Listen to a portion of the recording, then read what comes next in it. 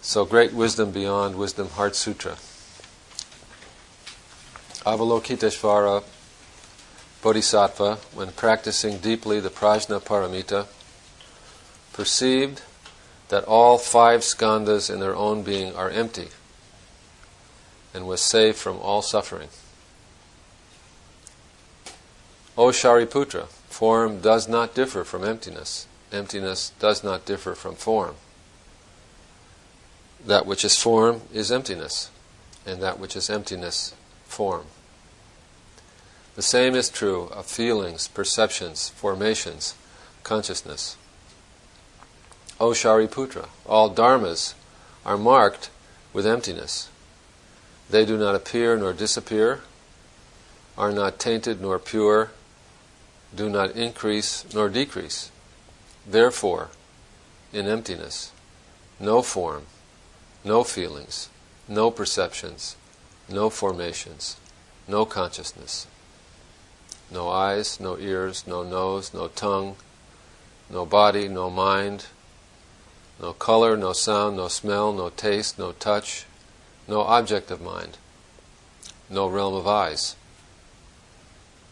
up to no realm of mind consciousness, no ignorance, also no extinction of ignorance, until no old age and death, and also no extinction of old age and death, no suffering, no origination, no stopping, no path, no cognition, also no attainment. With nothing to attain, a bodhisattva depends on prajna paramita, and the mind is no hindrance. Without any hindrance, no fears exist. Far apart from every perverted view, one dwells in nirvana. In the 3 worlds, all Buddhas depend on prajna paramita and attain unsurpassed, complete, perfect enlightenment. Therefore, know, the prajna paramita is the great transcendent mantra, is the great bright mantra, is the utmost mantra, is the supreme mantra, which is able to relieve all suffering, and is true, not false.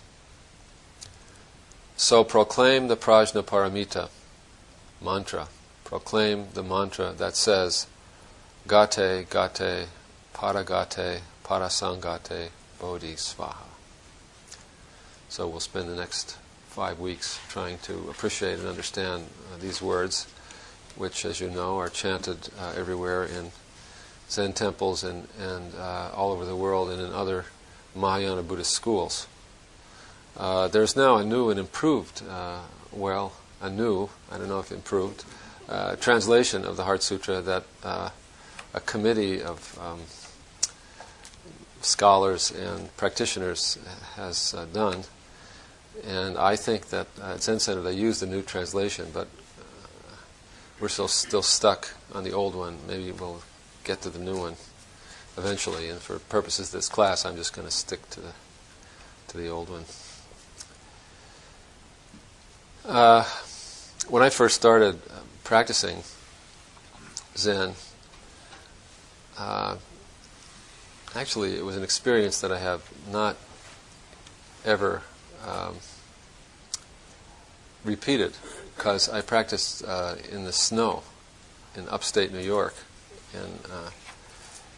in the middle of the winter, and we had a retreat with Shibayama Roshi, who is, maybe some of you know his book on Mumonkan. He gave those talks at this retreat, which was a month long, that I attended in maybe, I don't know when it was, might have been 1969 or 70. And we would sit in the day and listen to Dharma talks, and then there'd be a break in the afternoon, and I'd go out in the snow and just walk around in this sort of trackless snow. It was a rural place, and chant the HeartSutra. And it was somehow, for me, the meaning of the HeartSutra is mixed up with snowy landscape with nothing but bird tracks, everything covered in whiteness, as if each thing was one thing, one taste, one form, one shape. It seemed so apt to me, chanting the words of the Heart Sutra. And then, in those days when I was young, sometimes, maybe you have had this similar experience of going home to visit your parents and being in a state of absolute exasperation, with the whole situation. I found this myself when I was young, and so to relieve the troubles, I would again go out and I would walk up and down the river, chanting the Heart Sutra over and over again to myself, and it would really cheer me up. So, for me, the Heart Sutra has great associations and memories of those days, and I always think of the Heart Sutra as a great consolation, a great sort of comfort, even though the words of it don't seem that way on the surface of it. But I always found the Heart Sutra extremely comforting and calming. I had no idea really what it meant. I still don't know that I do, but there's something about it that seeped in, even though the technical meaning might have escaped me entirely. I don't know how much it actually mattered. So it's with a lot of pleasure and many memories that I will talk about the Heart Sutra. So I'll begin, as one always does, traditionally, you talk about the title for a few months or weeks, but I'm going to restrain myself to talk about the title just enough that it seems like an exaggeration, but not enough so that it gets to be over the top. So, in Sanskrit, the title, which is rendered in English, Great Wisdom Beyond Wisdom Heart Sutra, is Maha Prajna Paramita Hridaya Sutra. So, I have to talk about all those words, one after the other. Maha Prajna Paramita Hridaya Sutra. So first, the word Maha, which is translated as great, and that's what it means, great. But it has a kind of a special meaning when it's used in the title of a sutra. I don't know what great actually means in English, what it implies, but as a sutra title, and particularly in regard to the Heart Sutra, great means not just like great, but unsurpassably great. In other words, all extensive, so that there would be nothing outside of it. There's no boundary to this greatness. Greatness, then, is not a comparative term. Gee, he's great. He's not so great. It's not like that. It's a greatness that transcends such comparisons. It's a greatness that covers everything. In a way, you could say that the word Maha, as great, is almost a synonym for emptiness itself. Vast, unnameable, undefinable, limitless. The mysterious nature of being itself. But even being, we have to think about this. If being is really great, if being is really Maha, then it's also unlimited.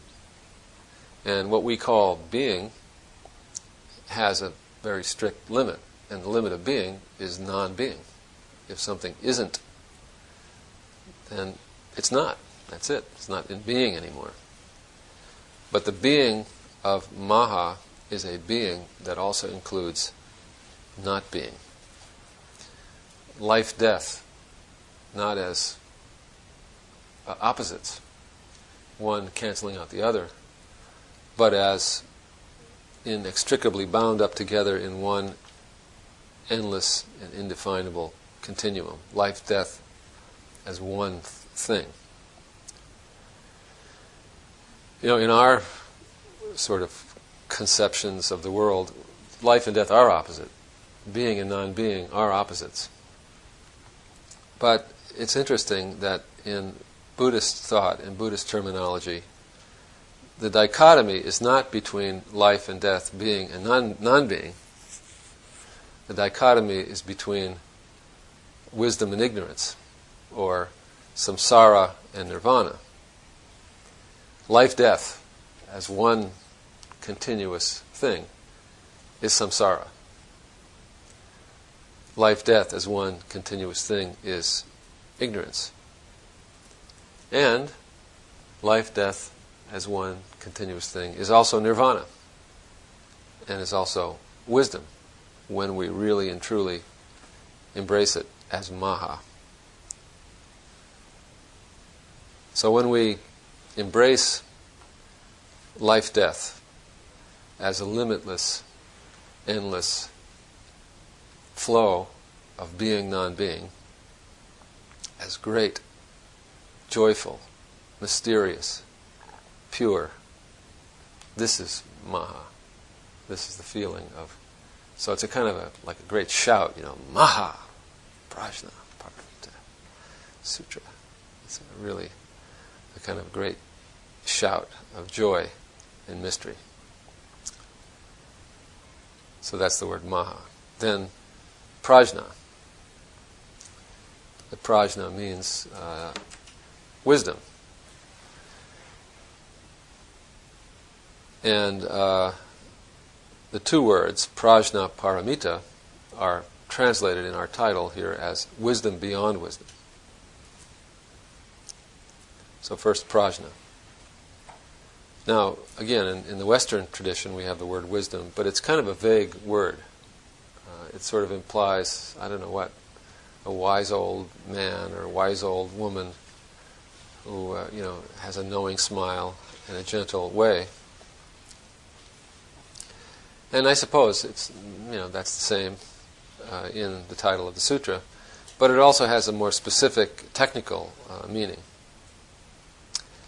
From early Buddhism, that this term prajna or wisdom existed, because from the beginning in Buddhism, there was the idea that to see life as it really is, to have the eye to see life as it is, rather than to see life distorted by our desire and our confusion and our conditioning. To see life as it really is, and to be able to live one's life based on that true seeing. That's the fundamental goal and point of the spiritual path.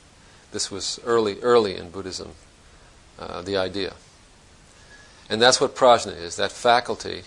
It's almost, sometimes they call it the eye of prajna. It's almost like an organ that sees, just like, if you don't have eyes, you don't see things. If you have eyes and you have 20/20 vision, or you get glasses and correct it, you see things, clearly and without distortion. Similarly, if you have the eye of prajna, you see things clearly and without distortion as they really are, not perverted by our confusion, by our conditioned views.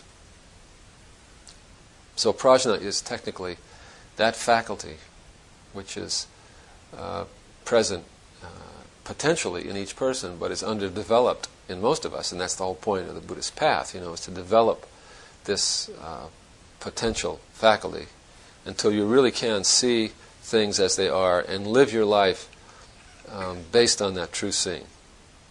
And prajna implies both these things together. In other words, it's insufficient to see things as they are and not live by that. If you don't live by that, then it means that you haven't really seen it.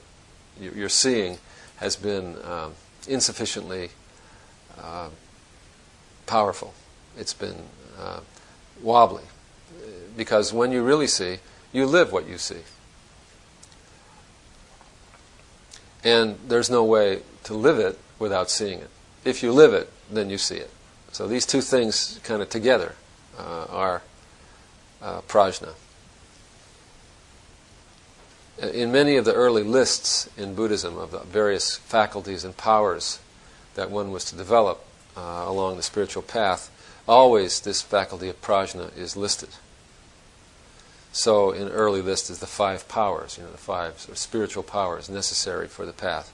Faith, energy, mindfulness, concentration, and prajna. That's one of the earliest lists of qualities. with some implication that this is a kind of progression. First there's a faith coming from inspiration or experience, and that faith giving rise to energy, implying diligence to do the practice, that energy and diligence to do the practice giving rise to mindfulness, the mindfulness deepening into deep stabilization of mind and concentration, and out of that concentration arises this vision, prajna, and this way of life, this prajna. In the Eightfold Path, which is one of the early formulations of the Buddhist path, the first element in the path, although it's not given as prajna, it's usually translated as vipassana. It's basically the same as prajna. Right view, right seeing things as they really are.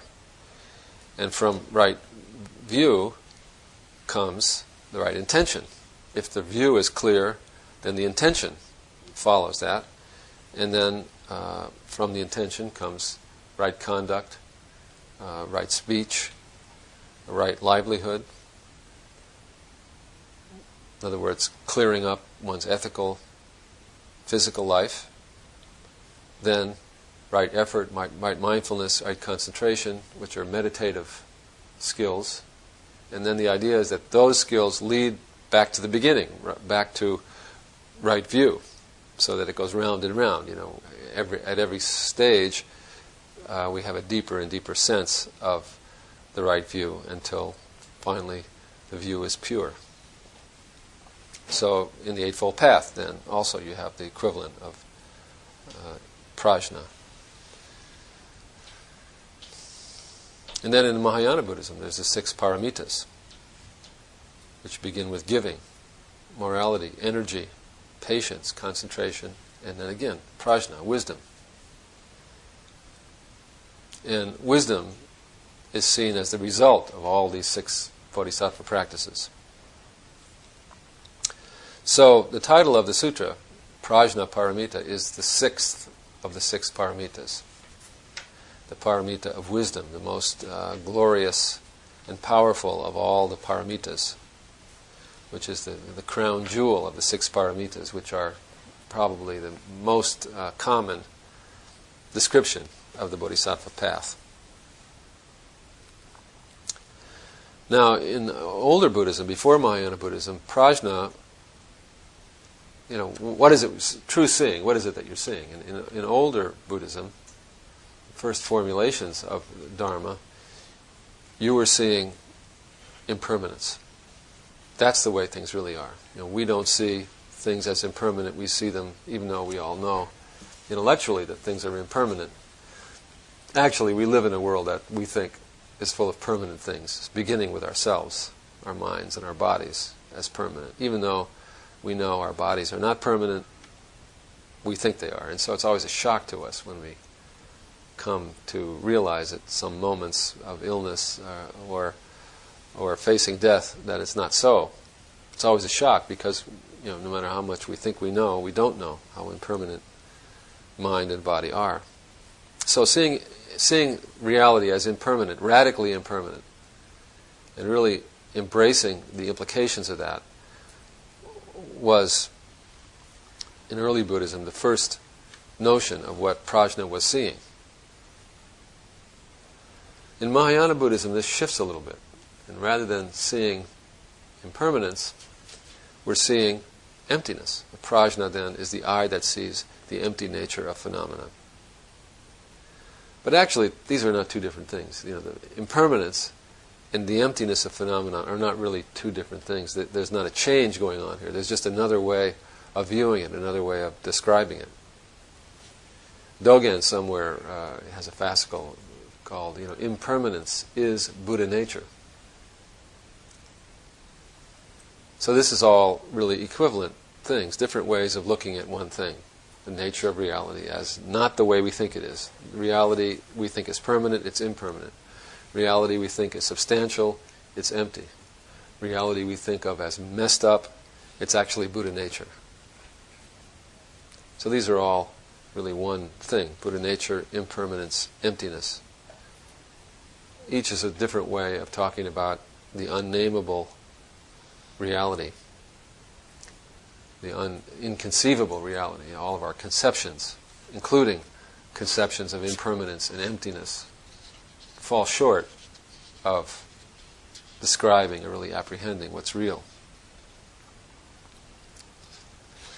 So that's prajna, wisdom that cognizes the impermanent, empty, holy, perfect nature of reality, whether things are going the way we like them to go or not. It's always that way. When we see that with the eye of prajna, then we have perfected wisdom.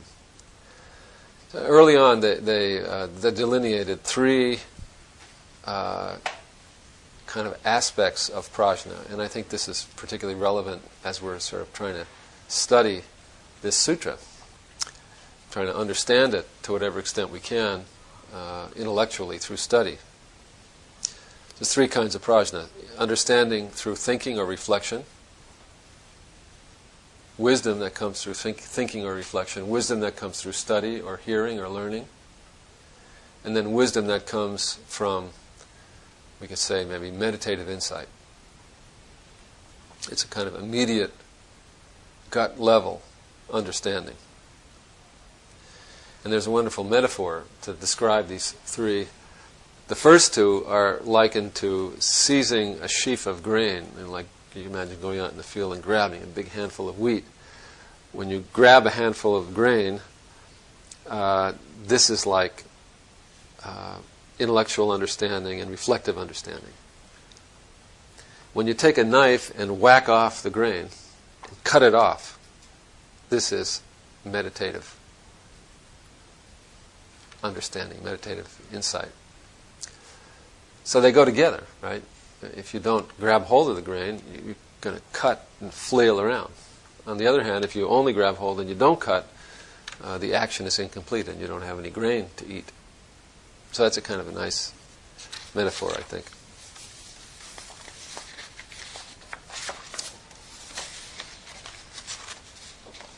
So it also tells you that the and this is really important. The metaphor is really instructive in this way, that when we're studying reflectively by thinking or by listening, hearing sutras or reading books,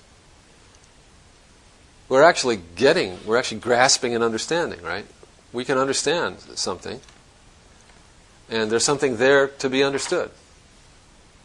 But when we cut the grain, we're actually not understanding anything. To really understand the empty nature of phenomena is not to have an understanding in hand. It's the opposite. It's to cut away all understanding, to kind of let go, cut off, relinquish, renounce, to be free of any limited understanding of anything.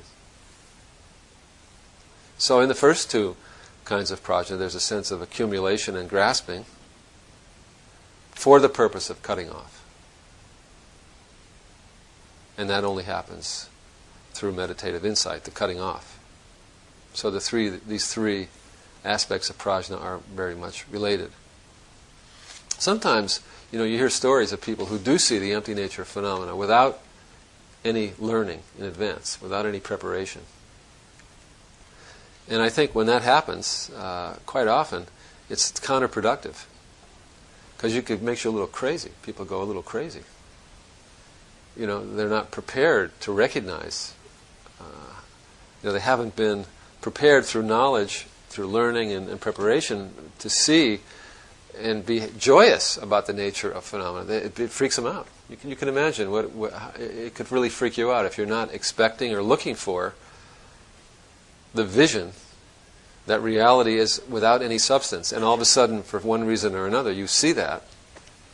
You could, be pretty disturbing.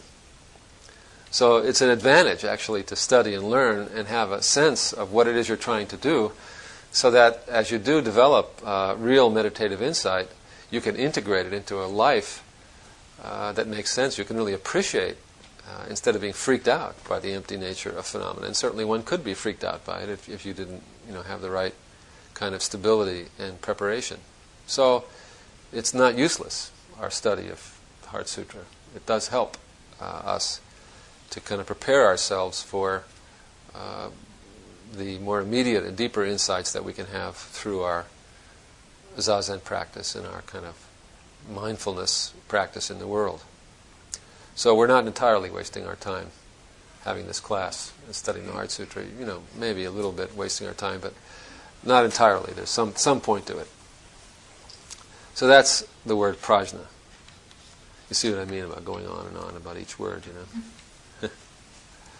So now, paramita. So I said, a minute ago, the 6 paramitas, which are the 6 practices of bodhisattvas: giving, generosity, morality or ethical conduct, energy, patience, concentration, wisdom. And these are all called paramitas. Now the word paramita can be translated as perfection, because that's what it means, the perfection of giving, the perfection of ethical conduct, the perfection of energy, the perfection of patience, the perfection of concentration, and the perfection of wisdom. But when you do the etymology on the word paramita, some etymologies say that the word means, and it makes sense that it would, perfection means to go beyond, right? In other words, to go as far as can be gone with something, and beyond that is to perfect something. So, literally, it means the going beyonds. So, the morality going beyond morality, coming to the end of morality and going beyond that, sort of leaping off the end of morality. Imagine like walking down the road of ethical conduct till you got to the end, and then leaping into the void after that, and going down the path of energy till you got to the end, and leaping into the void beyond energy. So that's the kind of implication of it. And it means that when the perfection of energy could be laziness. Some might look like that. In other words, the limited sense of energy, would you be able to see the characteristics of it and define it and so on. But when you really perfected it, it would be quite hard to tell, what it actually looked like, because you went beyond it, right? So that's the sense of jumping off, each of these qualities. That's why our title is translated Wisdom Beyond Wisdom. The perfection of wisdom would be wisdom beyond wisdom. And partly this means, not having an idea of wisdom or an idea of morality. Is if you think, I'm practicing giving, and I'm better at it now than I was last week, and now here I am practicing giving. Look at me, I'm giving. Isn't this good? I'm really improving in my giving. Well, the very thought of that would be a tremendous limitation to your giving. The real giving would be without any thought of giving, without any concept whatsoever of giving. It would just be a kind of reflex of your living. Similarly with energy, while you were developing, or any of the paramitas, while you're developing the quality, you might be noticing it and defining it and how am I doing and so forth. But when you really did, if you really did develop the perfection of energy, it would be energy beyond energy. You wouldn't even notice whether there was anything there or not.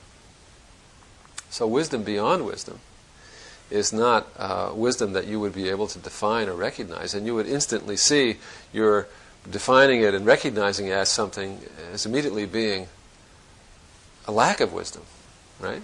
So wisdom beyond wisdom would be beyond any designations. That would be perfect wisdom or perfect emptiness.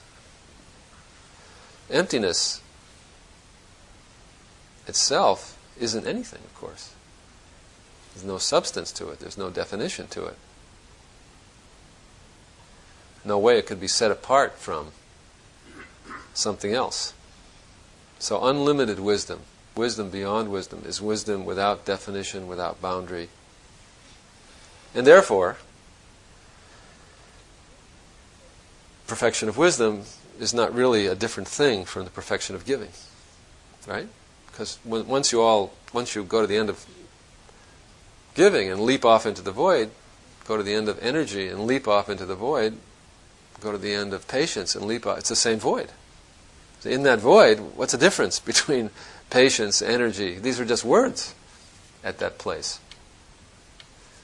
And that's why usually prajnaparamita is considered the superior of all the perfections, because it's the one in which this point that I'm making here becomes clear and comes to fruition.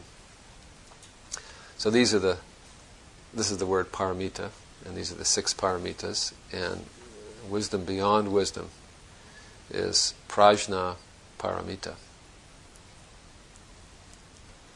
Sometimes depicted as a goddess, as a beautiful goddess. I remember Rebecca Maeno over in Berkeley Zen Center for a while, I don't know if she's still doing it, was developing a ceramic figure of the goddess Prajnaparamita. She is an all-powerful, transcendent being. So we come to the word hridaya, or heart. And it seems that in Sanskrit, the word heart is just like in English, has a double sense. It means the heart, triple sense, I suppose. It's just the same in Sanskrit. It means the heart as an organ, which is, certainly absolutely essential and central to the living body. That organ that gives us our literal lifeblood. Also, the heart, in English, just as in Sanskrit, implies the seat of emotion. And in the West, there's a little bit of a dichotomy between mind and heart. Heart being, the emotions, and mind being the intellect.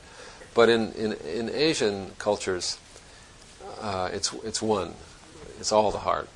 Intellectual and emotional are all under the category of consciousness, which is all under the category of the heart. So it has that sense as well. And then it has the third sense, just as it does in English, by extension, the heart of something, meaning the essence, the kernel, the kind of essential quality of something. Go right to the heart of the matter, we say, So that's the same meaning in Sanskrit. There's a whole prajna paramita literature. That's a great literature, and it's one of the great things that you could do is to read the entire prajna paramita sutra literature. And I've done that, and it's kind of a great thing. I'm kind of like looking forward to the time when I can do it again, because it was a great experience. There's a prajna paramita sutra in 100,000 lines, which is you can imagine a very big, thick sutra book. There's the Prajnaparamita Sutra in 25,000 lines, which is a less thick book. The Prajnaparamita Sutra in 8,000 lines. The Diamond Sutra, and the Heart Sutra. And there are others, but those are the main ones. And so the Heart Sutra is called the Heart Sutra because it's 1 page long. And it purports to be the heart of what's included in all the other sutras. So that's why it's called the Heart Sutra. It's the heart of the Prajnaparamita teachings. It boils down. There's actually a Prajnaparamita Sutra in 1 letter. But we wouldn't be able to get too far. It wouldn't take us 5 weeks, to discuss it probably. Or maybe it would. The letter A is in Sanskrit, the 1 letter Prajnaparamita Sutra. So the Heart Sutra kind of gives the essence of the teaching of Prajnaparamita. And because of that, and one reason why when you chant it, when you read it, it might seem hard to understand is because it really isn't saying much.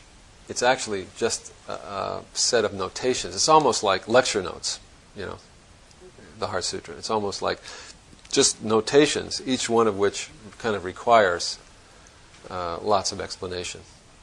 So the Heart Sutra is maybe a 1-page notational sutra summarizing the fundamental essential teachings of all the other Prajnaparamita sutras.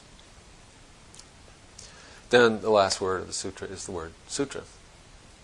Sutra, the word sutra, you all know, is a scripture in Buddhism and in Hinduism. It's in all the Indian traditions, you have the word sutra. There's the Yoga Sutras and so forth, Patanjali's Yoga Sutras. And the word sutra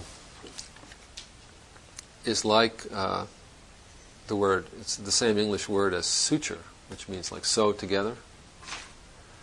And I think that's because the idea is that these texts, the first sutras were strung together collections of aphorisms or sayings, and without necessarily, like we have a sense of a logical continuity of a text, one thing following after another. But I think in the early sutras it wasn't kind of so much a logical continuity as it was just things strung together, just stitched together, that may be somewhat related to each other but not necessarily one following after the other. In Zen, there's a famous Zen poem of Fischer that says something like, I can't remember the poem, but the last line, the part that's relevant about sutras, where he says, I think the poem goes something like, the mountain top is his, meaning the Buddha's, vast body. The stream is his flowing tongue. All night long, I hear hundreds, thousands of sutras, listening to the sound of the stream. So in Zen, the word sutra as scripture becomes extended still further to include all phenomena. That with the eye of prajna, when you observe all phenomena, you're actually reading sutras. In other words, the world is a scripture. All thoughts, sounds, tastes, touchables, mind objects, smells, and so forth are scriptures if we have the eye to read them. So that's the title of the sutra. Then it's possible we could do the first sentence of the sutra tonight, or a part of it. So the first sentence of the sutra says, Avalokiteshvara Bodhisattva, when practicing deeply the Prajnaparamita, it's a long sentence, perceived that all 5 skandhas in their own being are empty and was safe from all suffering. Great beginning, wouldn't you think? Yeah. So that's the first sentence of the sutra. So then we have to say who's Avalokiteshvara and what's a bodhisattva. So you all know these things, but nevertheless we must explain.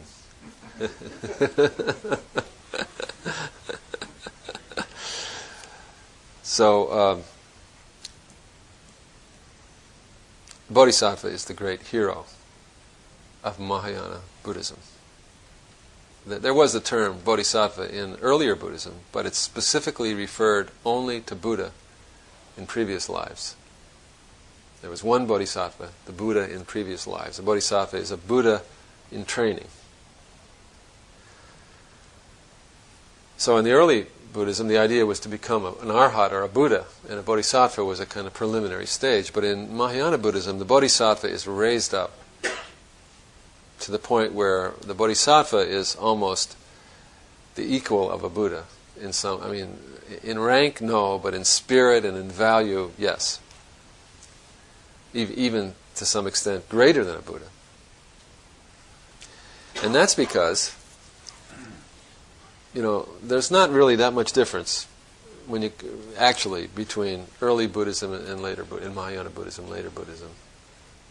The first Western writers about Buddhism wrote that they were 2 different religions. But it really isn't true, I don't think. It's just that at some point, Buddhist practitioners became overcome somehow with a spirit of compassion, which was present in earlier Buddhism, but didn't rip itself out of the fabric of Buddhism and sort of go to the zenith. But something happened somewhere along the line. And my theory actually is, and there's actually a fair amount of scholarship to back this up, and when you think about it, it really has to be true. I think that the Buddhists, because this happened around the same time that compassion was becoming an obsession, in a positive sense, I suppose. Can't beat it. If you want to have an obsession, that's a good one, right? It was becoming an obsession among Jews and early Christians at the same time that the Buddhists developed this powerful notion of compassion, sort of universal salvation and benefit for all. And this became such a powerful spirit within Buddhism that it actually began changing that which was emphasized in Buddhism.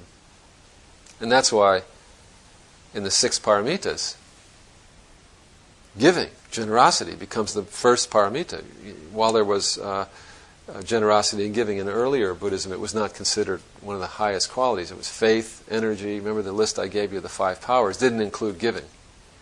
It included all kinds of qualities to cultivate the mind and heart and understanding and vision, but not compassion. So compassion became really key in Mahayana Buddhism. And so compassion and emptiness, and this is a really important point, compassion and emptiness really go hand in hand. When you really understand sort of the idea of emptiness, you see that if you emphasize compassion, you're going to emphasize emptiness. And if you emphasize emptiness, it's going to come from a heart of compassion. Now, how is that?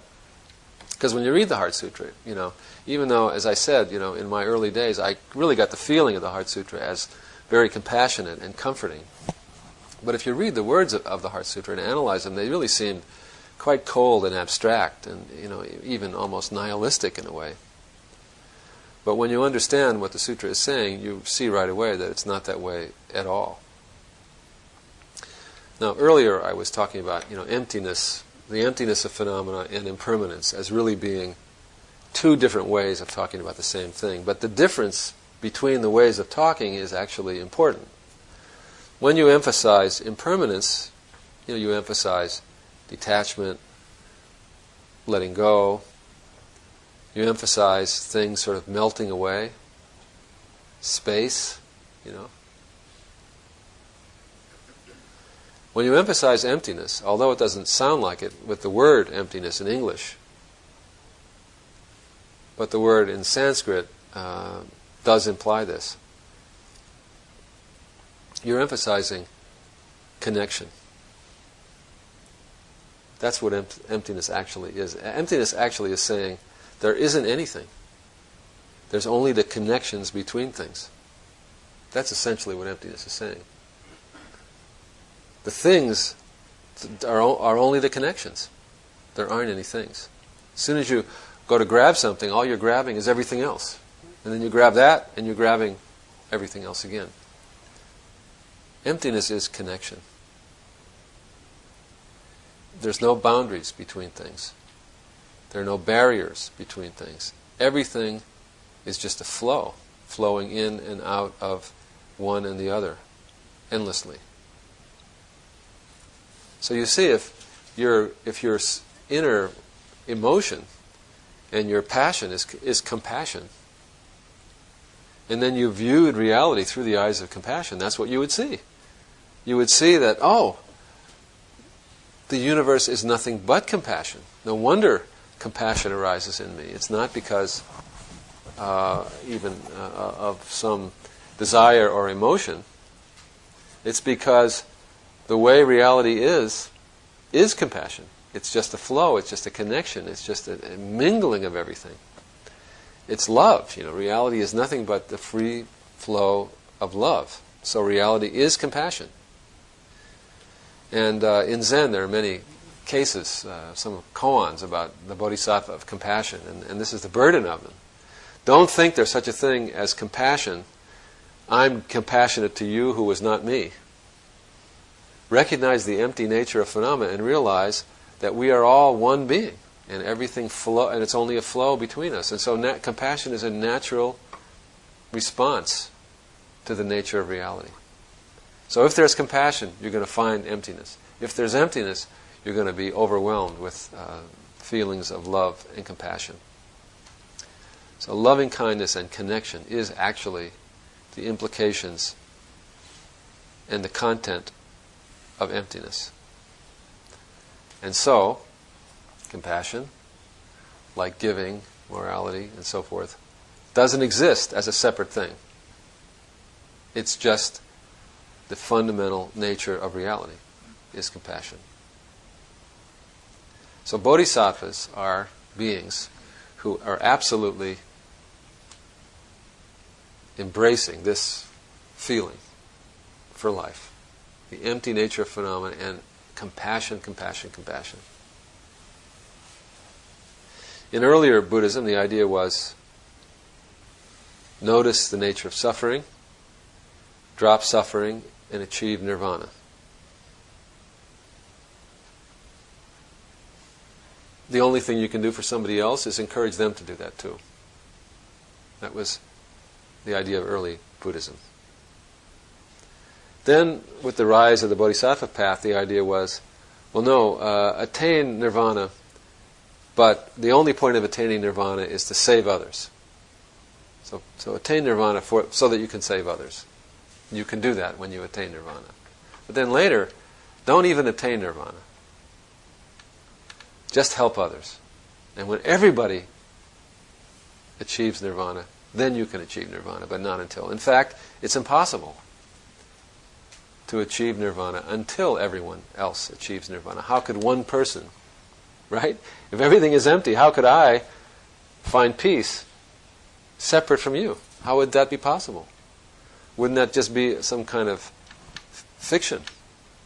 No, the only way that I can have peace is when everyone has peace, when everything is at peace. Then I can find peace. So this became the idea that be a bodhisattva, be compassionate, help others, benefit others. And in that way, you can achieve final awakening. And to do anything less than this would be to misunderstand the nature of awakening. So the bodhisattva is a wildly enthusiastic, willing, energetic, endlessly practicing being. And there are different bodhisattvas with different kind of portfolios and agendas. There's a bodhisattva of wisdom, Manjushri. There's a bodhisattva of practice, Samantabhadra. And then and there are many other important bodhisattvas. And in the great Mahayana Sutras, there's almost like a dizzyingly endless array of bodhisattvas with all these fantastic names, each one with great vows and great practices. It's make your head spin to read about all these bodhisattvas. Among these bodhisattvas, Avalokiteshvara, who is the speaker of the HeartSutra, the whole HeartSutra is a speech actually given by Avalokiteshvara. Avalokiteshvara is the bodhisattva of compassion. She's the bodhisattva who hears the cries of the world. That's her practice, to listen to the cries of the world. I always think of Avalokiteshvara as being roughly the equivalent of the Virgin of Guadalupe in Mexico. I was just in Mexico City, and I go to Mexico all the time. And in the Zendo of Mexico, we have a big icon of the Virgin of Guadalupe, who is just like Avalokiteshvara, bodhisattva. This sort of embracing feminine figure of universal love and compassion, who listens to the cries of the world with tears and compassion. Now, so it's really unusual in a sense. I mean, yes, I've made a case for emptiness and compassion being necessarily linked together. But since there's a bodhisattva of wisdom, of prajna, and this is the Prajna Paramita Sutra, you would think that the speaker of the sutra would be the bodhisattva of prajna, right? I mean, that would be pretty logical. But it's not. It's the bodhisattva of love and compassion who speaks this sutra. And that's, in a way, kind of astonishing. That really just goes to show you that it really is true that emptiness is the soul of compassion. Emptiness is that understanding of reality that makes compassion just natural and endlessly deep. So, at the beginning of the sutra, maybe that's as far as we'll get tonight. At the beginning of the sutra, Avalokiteshvara is resting, or practicing, as it says, the practice of Prajnaparamita. Avalokiteshvara is in the very act of seeing the empty nature of phenomena. And that seeing the empty nature of phenomena, she immediately is free from suffering. So we'll go into that more next time. I think that's long enough tonight. With so many people in the room, it's warm. And when it's warm, it's sleepy. And so, if I go on for one more minute, we'll all nod off. So that's maybe enough for tonight. So, now, so all of you have studied the HeartSutra before, and know about it, or most of you anyway. And I tried to explain tonight, first kind of pass through the empty, boundless nature of phenomena. The fact that when you look for something, you don't find it. Just like in physical science, when they look for a piece of, stuff, they don't find anything. They find particles swimming around in a big space, and then they look for the particle, and they find more particles spinning around in more space, and they try to get their hands on at least one little thing that actually is there, and they find out that they can't do that. Right? Similarly, with identity, thoughts, feelings, and so forth, you can't find anything there. You look, but nothing, because everything is spinning around in connection. So, I think maybe we should debrief with one another at this point over this question of the empty nature of phenomena. How do you understand it at this point, given what I've said and what you've previously considered about the empty nature of phenomena? And I don't mean what do you think about it or how can you explain it. I'm talking about in terms of your experience and your practice and your living. How does this, whatever you understand at this moment by the empty nature of phenomena, how does that appear to you? How do you practice with that? How do you notice it? Have you noticed it? Would you like to notice it? How does that appear to you? And how does it, for yourself, in reality, relate to your practice of compassion? That's been sort of the main point I've made tonight. So I want everybody to think about this, and we'll talk about it in groups. Maybe let's just do pairs tonight. Everybody find somebody nearby them. And let's do 5 minutes and 5 minutes. So find a partner, everybody. So those of you who are new to the seminar, we usually have conversations together to kind of make the material our own. So we're not just asking somebody what it means, but we're kind of making it our own. So find one person to speak to.